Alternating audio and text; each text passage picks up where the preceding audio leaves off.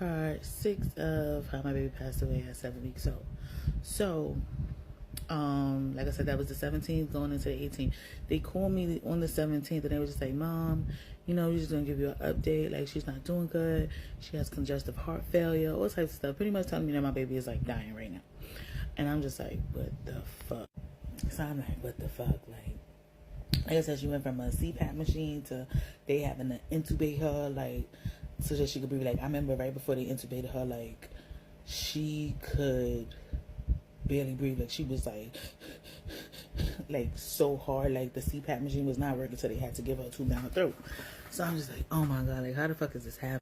So that Vanessa doctor who assessed her before I was discharged, she was like, you know, we did everything that we can. Like, they gave her different PIC lines and stuff like that. But they like you pretty much got two options. Like, we could either find her a hospital who could better deal with her, or just pretty much let her die. And I'm just like, don't piss me off. Like, whatever the fuck we gotta do. So they was like, okay, if you could get to the hospital as soon as possible so you can sign the paperwork, we're gonna, you know, find a hospital for her that's better. So at first they kept telling me about Bellevue, and I'm just like, that's so deep.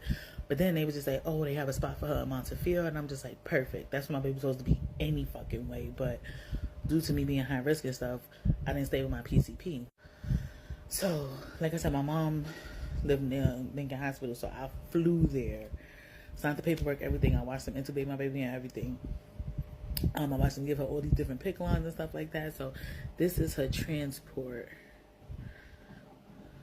to Montefiore. Like, that's the lady. She got a whole chart and everything over here.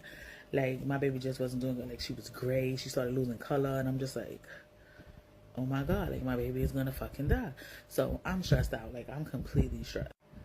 And I'm just like with her the whole way. Like, they let me ride in the ambulance and everything. Like, this is when she got to the new hospital, like, this is her transport machine.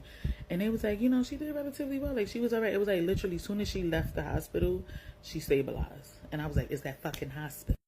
I don't care. I don't believe in like superstition and stuff like that, but I just felt like that wasn't a good environment for my baby from jump.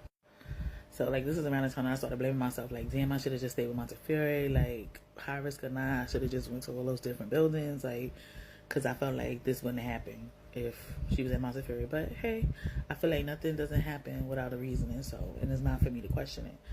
But I was just like, ugh. But she was doing really good. Like, once we got out the hospital, lady was like, yeah, once we got onto the ambulance, like, because I rode in the front of the ambulance with the other EMT who was driving, and then she had the whole team in the back with her. So it was like, yeah, she did really well. Like, she was like, as soon as she left out the hospital, like, she stayed.